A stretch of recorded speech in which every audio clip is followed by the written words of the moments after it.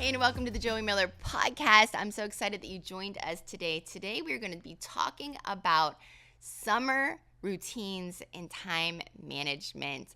Years ago, I started something that absolutely revolutionized my life.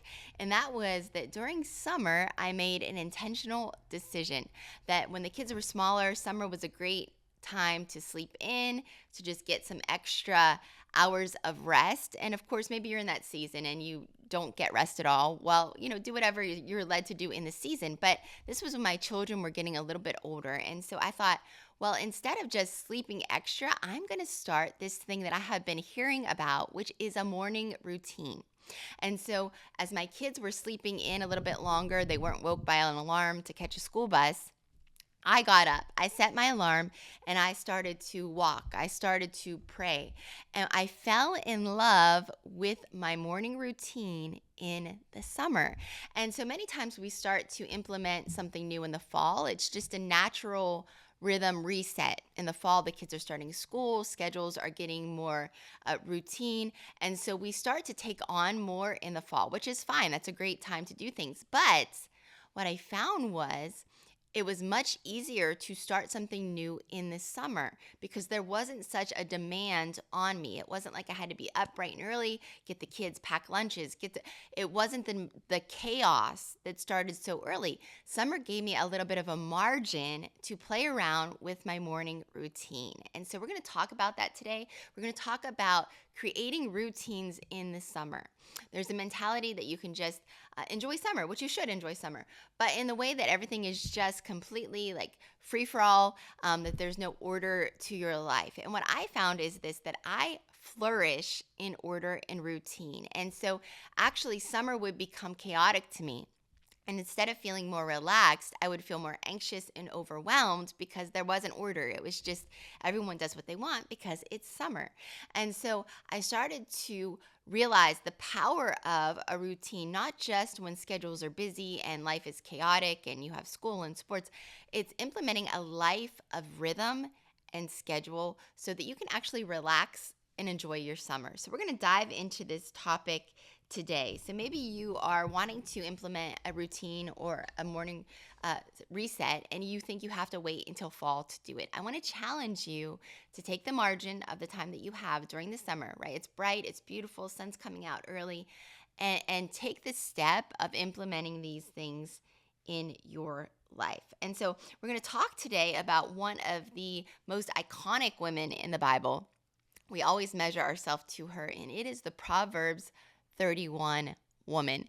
And oftentimes we look at this Proverbs 31 woman, and I know I do. I'm like, oh my gosh, like I could never be as perfect as she is. But the scripture actually gives us different traits, different attributes of this woman that I believe that we can all find within ourselves. Meanwhile, this Proverbs 31 woman, she would be a businesswoman. She would be a homemaker. She would be a great mom. And then at night, her light didn't go out for her husband, which meant she had leftovers from her day to even hear from her husband, to talk with her husband. And so when you understand that, you understand that there's bits and pieces that we can learn from this woman. So we're going to take a look, and it says that she is clothed with strength and dignity, and she could laugh at the days to come. Proverbs 31 woman gives us an example of what it looks like to live life intentionally. Not just when things are chaotic, but to live life intentionally. And that's what creating rhythms and routines are in our lives. That's what managing our time is.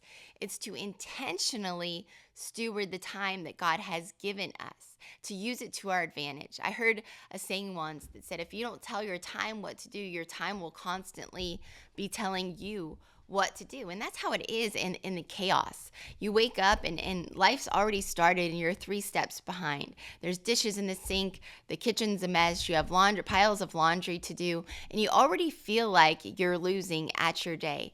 Intentional living is taking life really by the horns and saying, no, I'm going to be intentional with my time and routine. I'm going to order my life. The Proverbs 31 woman was a woman of order, that she understood what she was called to. She understood where she needed to release the best of her in the different areas of her life, and she was very intentional about that. And so let's take a look at this, because she helps us understand that there is a way to steward our time well. There's practical tips that we can unpack in Proverbs 31 to time management. All right, let's talk about who she was. She was a woman of wisdom, diligence, and she was a woman of not balance, but rhythms, meaning that she understood who she needed to be in what moment for what attribute she was called to release. So there were times that she was looking at a field and deciding if she could buy it. She was a businesswoman. She was creating clothes and selling them at the marketplace. She understood who she was. And so you might say, yeah, I don't understand who I am. I have no idea what I'm supposed to do in this moment. Well, she was a faith-driven woman. She was a faith person. And so if you're going to be a person of faith, you're going to discern what God has called you to do in this season that you are in currently. And you're going to allow your rhythms and your routine, the time that you spend, to revolve around what God has called you to in that season. My summer rhythms look very different than my fall rhythms. The things that I devote myself to in the summer are very different. For instance, we talked about summer being a season of rest. I will actually create in my rhythms and routines time to intentionally rest in the summer. I'm not good at this. I'm going to confess to you immediately. I am a worker. We have a beautiful backyard that we could relax in, but instead of relaxing, I work in it. I can't sit there for 2 seconds without thinking, oh my gosh, I need to weed. I need to do this. I need to get out the power washer. And so I have to intentionally time block time for rest. It is a biblical principle. And the Bible talks about Sabbath rest. It's one of the 10 commandments. It's like one of the top 10. So I have to intentionally not break that commandment. I have to create rhythms in my summer for rest. Let's talk about reading. So I love reading. One of my goals every year is to read so many books a year, and it usually increases. And I read self-development books, I read leadership books, I read spiritual books, but what I truly enjoy reading is fiction books. And so I have to be very intentional to give myself a treat. I live disciplined all year round, but in the summer, I allow myself to choose a fiction book to read. And so it's creating space for the things that I love. And that's what time blocking and intentional planning does in the summer. It helps you not only be able to get things done, but it actually creates margin for you to enjoy your summer. You're going to blink and be like, oh my gosh, where did summer go? It's already fall. It's time for busyness and chaos and routines. And so actually implementing this in the summer gives you even more rest than you would get just freeballing it and be like, you know, whatever is going to happen this summer. No, you're going to be intentional with your timing. She knew how to steward her time, not only for productivity, not only to give the best of her to the people who are closest to her, not only to walk in her anointing, but to steward even seasons of rest. So she would plan a day with intention, and she would prepare to serve her household, creating space where summer is a time that you can actually lean in and enjoy your children, enjoy long nights, enjoy cooking out on the grill. Time and intentional planning allows you to do this.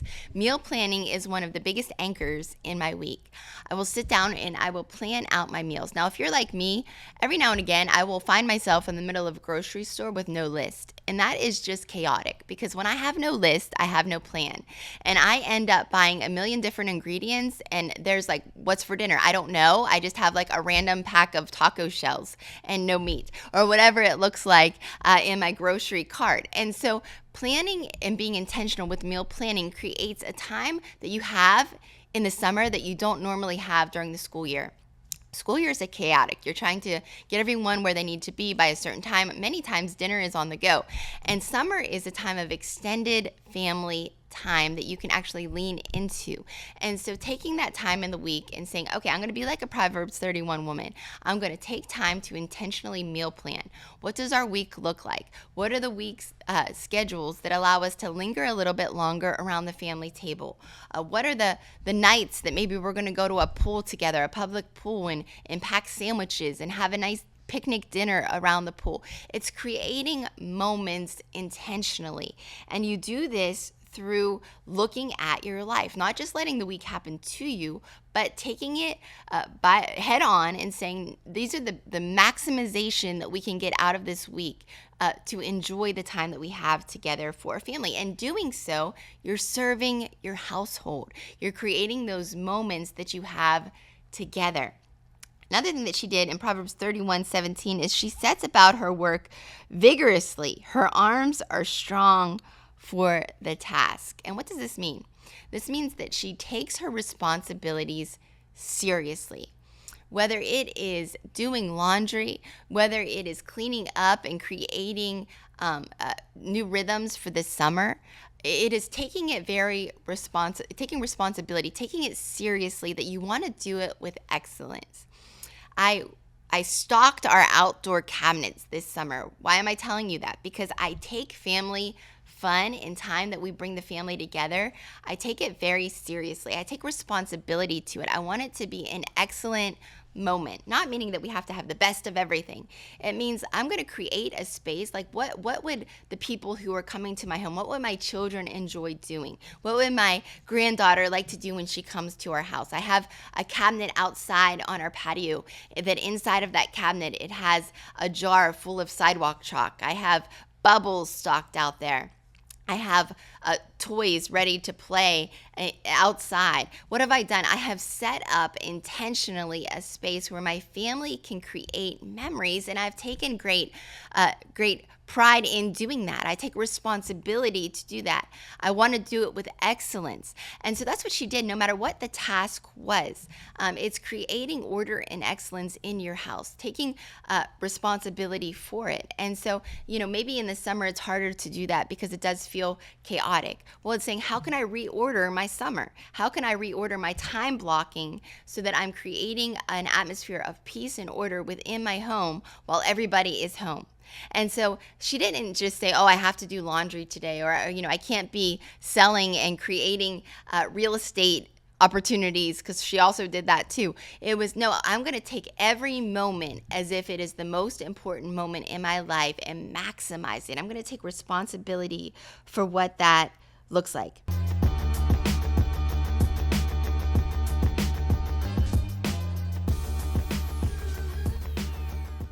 How do you create the life you love? Well, I create mine through my planner. Everywhere I go, I take this with me. This is the Joie Miller planner that I have created that helps me to achieve my goals, whether it's faith goals, spiritual goals, leadership goals, house goals, family goals. It's all in here. It's a step-by-step process. I walk you through goal setting, getting your life in order. You can get yours today at joiemiller.co, and I promise you this, you won't regret it.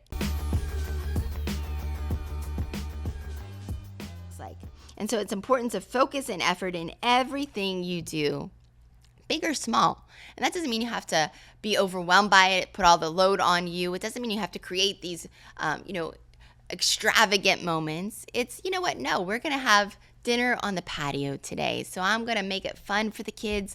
We're going to have hot dogs, and we're going to put on some fun summer music, and we're going to sit outside and eat. That's being excellent, and it's taking and making the most of every opportunity. It's stewarding your day to say, in the midst of chaos, I'm going to find joy in keeping my house in order, being a woman of excellence. Another thing that she did in Proverbs 31:27, which it says, she watches over the affairs of her household and does not eat the bread of idleness. Come on, ladies. It's easy to eat the bread of idleness in the summer, right? We stay in our pajamas until 1 p.m. and we just live in chaos. And she wasn't like that. She was like, I'm not going to be idle. I'm going to make the most of the day that God has given me. I'm going to be proactive. I'm going to avoid wasting time. I'm going to implement strategies into my day. I'm going to implement routines into my day. We had something when the kids were younger during the summer, and it was called Friday Fun Day. And it was if everyone did their chores all week and everybody did their part, then Fridays was a day that we just dedicated to having fun. And you might say, that doesn't sound very scheduled. Well, when you schedule, you can have days that are more flexible. And it was actually planned that on Fridays we would do nothing other than have fun. So we would get up and we would choose a new place that we were going to go. Sometimes it was based on budget. Sometimes it was based on weather. We would go to a museum or we would go to the park. And it was just a day of fun because I had intentionally planned that. I worked hard all week to keep everything structured so that on Fridays we could just spend time together. And so it's creating strategies to eliminate distractions and stay on track so that you're not distracted when the kids want to play with you during the day. That you say, you know what? I've done all my work in the morning. Maybe you are a working mom, and so you structure your day so that when you come home at 4 o'clock, you don't have to do laundry. You time block that to a time that after the kids are in bed, and you say, I'm going to maximize, I'm going to make the most of every opportunity that I have this summer with my kids. And so it's reordering your life, taking it under control, creating strategies and routines to eliminate chaos and distractions. And another thing that we see out of the Proverbs 31 woman is that she's not an example for us to feel bad about ourselves. Like a lot of times we could look at her and say, this is unattainable perfection. That really, the Proverbs 30 woman, she disarms the idea that we have to be perfect in every area of our lives. We just have to give our best. If you're listening to this podcast today and you're like, how can I reorder my life? How can I get my habits and my structures and my routines in line? I would say this, it's starting with God, help me do this. Like I want to give you my best. And God's grace comes in and he meets all the spaces that we feel like we're imperfect in. He gives us divine wisdom on how to order our lives. So don't create this idea that you have to be perfect and Pinterest and everything. No, just say, God, I'm giving it to you. I'm giving my life to you, and I'm starting this summer. I want you to bring order into my life. I want to maximize. I want to make the most of every season and opportunity of my life. So let's talk about this. Building a God-centered life. Building a grace-centered life this summer around routines. Number one is this. Start with mornings. First, create a faith routine in the morning. And maybe that's 5 minutes of prayer, 10 minutes of Bible reading, 5 minutes of setting priorities for the day. Whatever it is, take just those first few minutes. That's like a total of 20 minutes. Wake up 20 minutes earlier than your kids do this summer and say, God, I'm devoting the first 20 minutes of my day to you. And when you do this, you're going to notice that you are just operating out of overflow, that you feel in control of your day rather than feeling behind. And like I said before, summer is a great time to do this. If you have a patio or a porch, go outside, switch up your routine and say, God, I'm going to get up early with you. I'm going to grab my favorite mug. I'm going to grab my devotional, my Bible book, and I'm going to just spend 20 minutes with you this morning. Start with your mornings and put faith first. Point number 2 in creating a God-centered routine this summer is prioritize with purpose. Identify 3 things that you want to accomplish within your day and create everything else around them. Ask, how can I honor God in each of these roles that I play today? And what I love about the planner that I've created, I'm not trying to get you to buy one, I'm just telling you what I love about the planner is there is a list at the top for the top priorities that I have for that day. And every day I will put my top priorities in there with a little checkbox by them to remind myself of what the priority is. And sometimes it's work related, and sometimes it's just like to spend intentional time with my kids. Like, make sure today your priority is to connect with this child.